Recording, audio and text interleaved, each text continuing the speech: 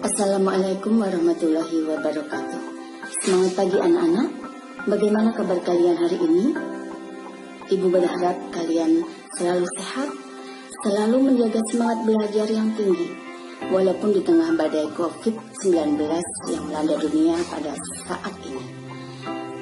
Pertama, kita harus mengucapkan puji syukur atas rahmat dan hidayah Allah Subhanahu wa Ta'ala, sehingga kita hingga sampai hari ini masih diberikan kesehatan, kesempatan.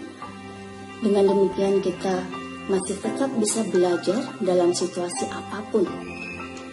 Baik, untuk kesempatan ini kita akan membahas tentang sistem indera pada manusia.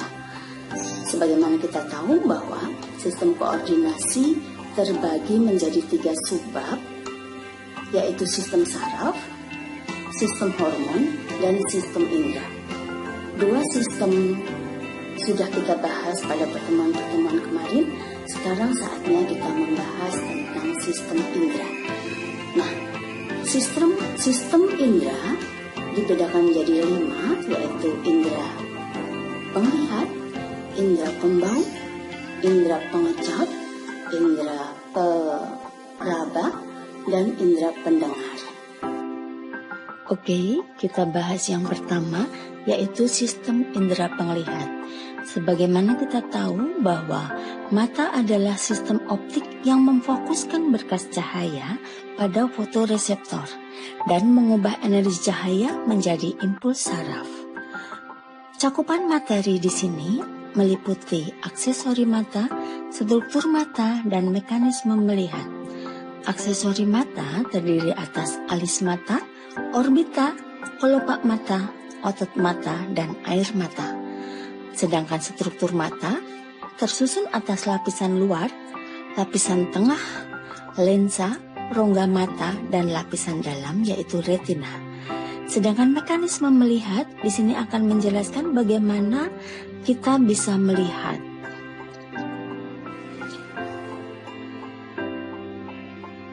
Baik, yang pertama adalah aksesori mata.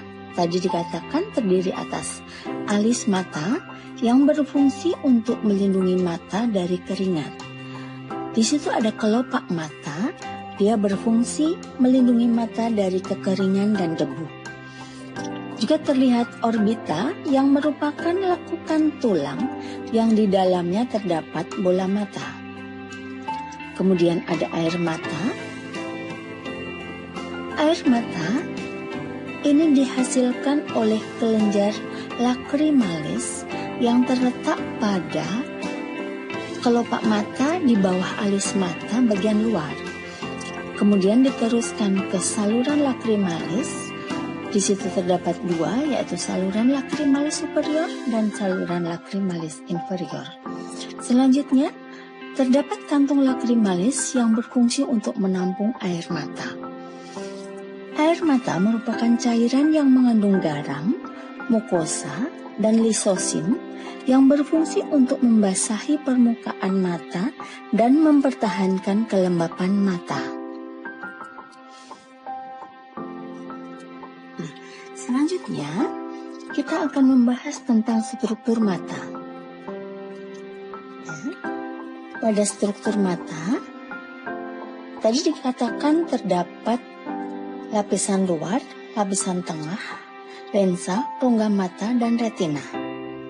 Nah, di sini Ibu tampilkan bagian-bagian mata atau anatomi mata manusia. Silahkan kalian cermati letak dan bagian-bagian yang ditunjuk.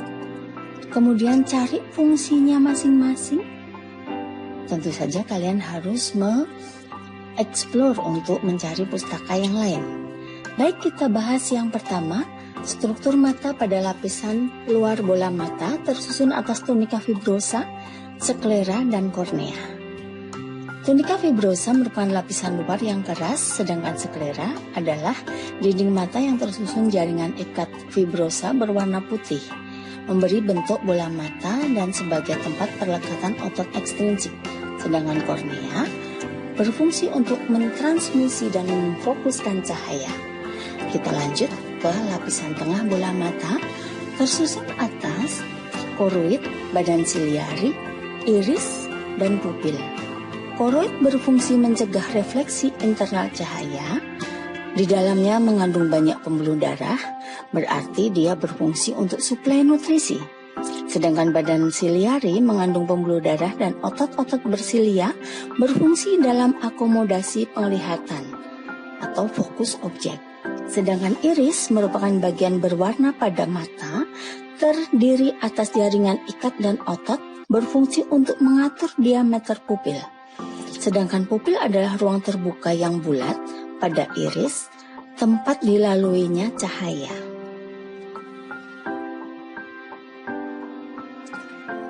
Nah, kita lanjut ke lensa mata.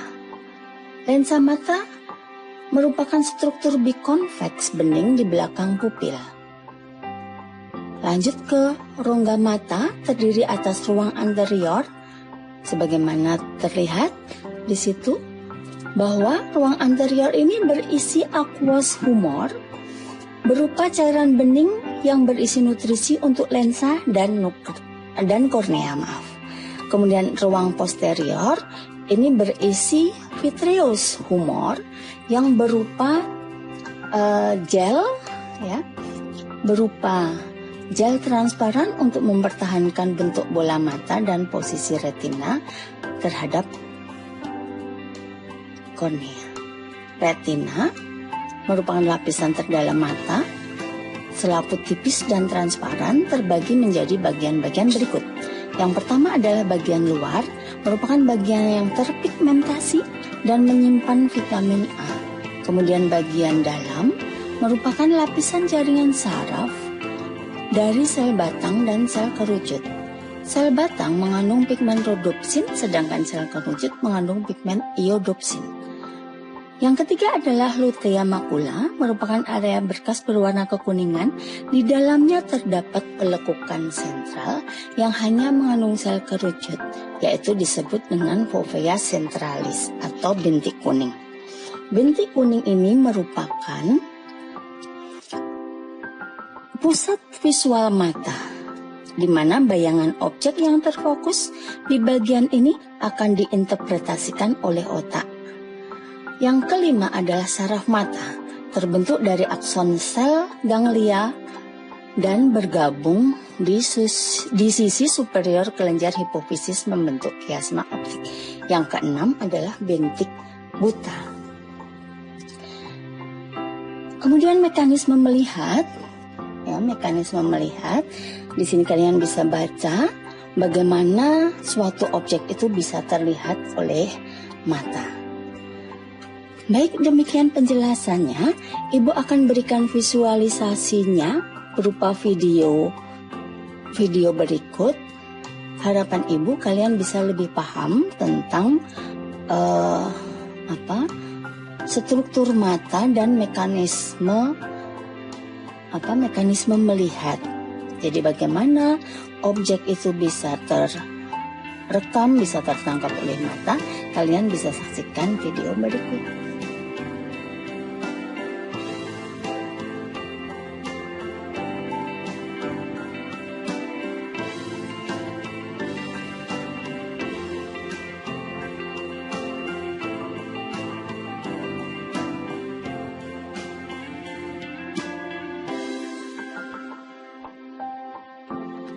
Posisi mata memungkinkan kita untuk melihat kedalaman, lebar, dan jarak panjang suatu objek. Mata memiliki 3 lapisan, sklera, koroid, dan retina. Sklera merupakan lapisan terluar berwarna putih yang mempertahankan bentuk mata. Otot yang melekat pada sklera mengendalikan gerakan mata. Koroid adalah lapisan tengah yang berisi pembuluh darah. Pada lapisan luar terdapat kornea, yaitu area lingkaran bening tempat cahaya masuk ke mata. Pupil adalah lubang melingkar di depan koroid, sedangkan iris adalah otot polos berwarna. Otot yang mengelilingi pupil mengatur diameter pupil sesuai dengan kecerahan cahaya. Lensa terletak di belakang pupil dan di antara ruang anterior dan posterior berstruktur cembung, transparan, dan fleksibel. Lensa akan membiaskan cahaya sehingga fokus pada sel-sel saraf retina. Rongga mata akan memberi bentuk pada mata, membantu membiaskan cahaya dan berisi cairan. Cairan anterior disebut aqueous humor dan cairan posterior disebut vitreous humor. Retina adalah lapisan dalam dan berisi sel-sel saraf batang dan kerucut serta sel bipolar. Sel batang sensitif terhadap cahaya sedangkan sel kerucut sensitif terhadap warna. Sinaps antara sel batang dan kerucut dengan sel bipolar akan disinkronkan dengan sel-sel ganglia yang aksonnya membentuk sinar saraf optik memasuki mata melalui kornea, pupil, dan lensa. Kemudian cahaya akan dibiaskan untuk difokuskan pada bintik kuning dan kemudian mengirim impuls ke saraf optik menuju ke lobus oksipital otak untuk diinterpretasikan. Nah, sudah menyaksikan video tadi? Ibu harap kalian bisa memaknai dengan baik dan bisa memperjelas teori yang sudah Ibu berikan. Selanjutnya, dari apa yang kalian pelajari, di sini ada bio quiz. Ya, silahkan dijawab seperti biasa. Kalian kerjakan di buku tugas, kemudian difoto dan diupload ke kantong tugas yang nanti akan Ibu sediakan. Kita lanjutkan ke gangguan penglihatan. Di sini Ibu sampaikan ada 10 macam. Kalian silahkan, ini dijadikan tugas untuk kalian, jadi ada 2 tugas ya. Yang pertama tentang biokuis tadi, kemudian yang kedua adalah gangguan penglihatan. Baik, kita lanjut ke indera pembau, yaitu hidung. Bahwa hidung memiliki kemoreseptor olfaktori yang berfungsi untuk menerima rangsang berupa bau atau zat kimia berbentuk gas. Kemoreseptor olfaktori merupakan neuron khusus yang terletak pada epitelium olfaktori. Berikut Ibu berikan gambar anatomi dari hidung dan mekanisme menghidup. Silahkan dipelajari. Lanjut ke gangguan indera pembau, ada 4 yang Ibu tampilkan. Selanjutnya kalian bisa searching ya, bisa mencari kajian pustaka yang lain, mungkin ada gangguan indera pembau yang lain. Minimal 4 ini kalian harus pahami. Silahkan dipelajari. Kalau ada hal yang tidak jelas, silahkan ditanyakan di kelas, di diskusi kelas. Ya, ada hiposmia dan anosmia, hiperosmia, polip dan sinusitis. Apa, mengapa, dan bagaimana? Silahkan kalian lebih kaji lebih dalam lagi.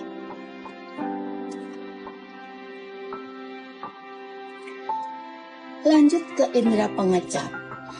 Dalam hal ini lidah yang mempunyai peranan. Lidah memiliki kemoreseptor berupa kuncup pengecap atau biasa disebut dengan taste bud. Kuncup pengecap terdapat pada papila lidah, palatum atau langit-langit telinga, epiglotis dan faring.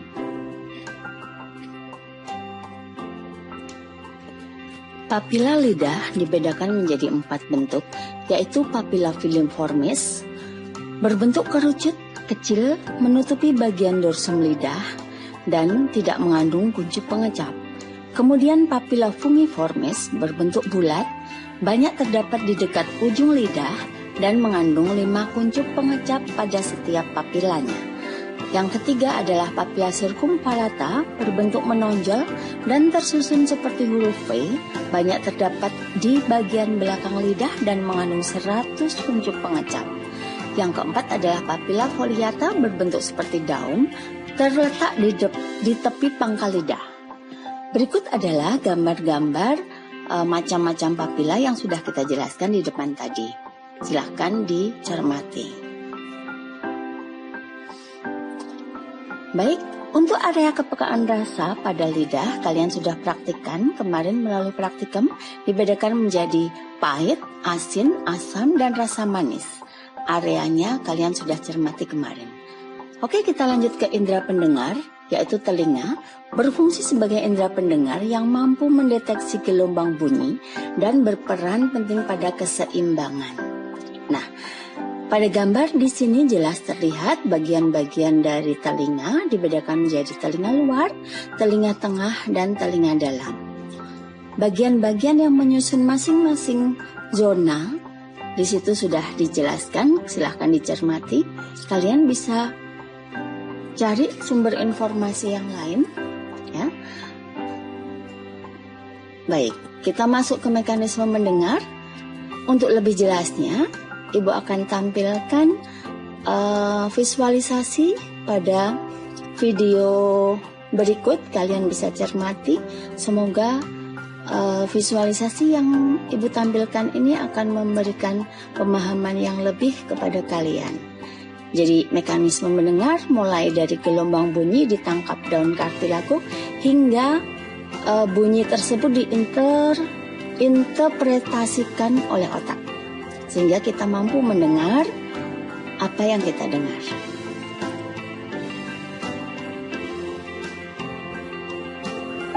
Dunia kita penuh dengan bunyi yang tidak terbatas.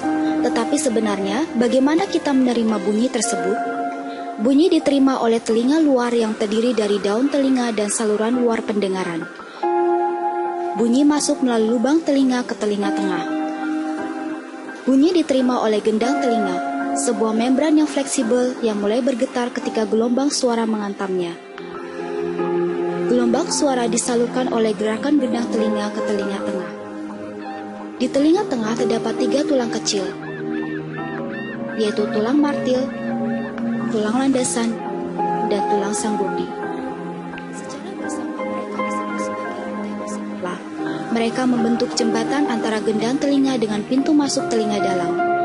Interaksi di antaranya meningkat dan semakin memperkuat getaran suara sebelum getaran-getaran ini disampaikan secara seutuhnya ke telinga dalam melalui jendela oval. Di telinga dalam terdapat koklea yang berbentuk seperti rumah siput. Di dalamnya terdapat beberapa bagian membran yang berisi cairan. Ketika gelombang suara menggetarkan jendela oval, cairan mulai bergerak dan kemudian menggerakkan sel-sel rambut yang halus. Sel-sel rambut ini kemudian mengubah getaran-getaran menjadi impuls elektrik yang dikirim oleh saraf auditori dan menuju ke otak. Apa yang kita sebut dengan bunyi sebenarnya hanyalah gelombang suara yang ditransmisikan melalui udara.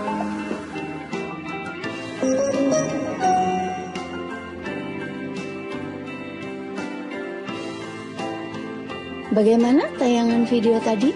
Semoga kalian bisa lebih memahami. Semoga tayangan tadi bisa membantu kalian untuk mengimajinasikan atau untuk memahami bagaimana mekanisme mendengar itu bisa terjadi. Nah, selanjutnya kita bicara tentang peran telinga dalam equilibrium atau dalam keseimbangan. Telinga pada equilibrium ini dibedakan menjadi equilibrium statis dan equilibrium dinamis. Equilibrium statis adalah kesadaran posisi kepala terhadap gaya gravitasi jika tubuh dalam keadaan diam. Sedangkan yang dinamis adalah kesadaran posisi kepala saat merespon gerakan. Reseptor yang berperan di sini adalah ampula. Sedangkan pada statis tadi, reseptor yang berperan adalah makula. Oke, untuk selanjutnya kita bahas tentang gangguan indera pendengar. Di sini Ibu tampilkan ada 3 gangguan indera pendengar. 4.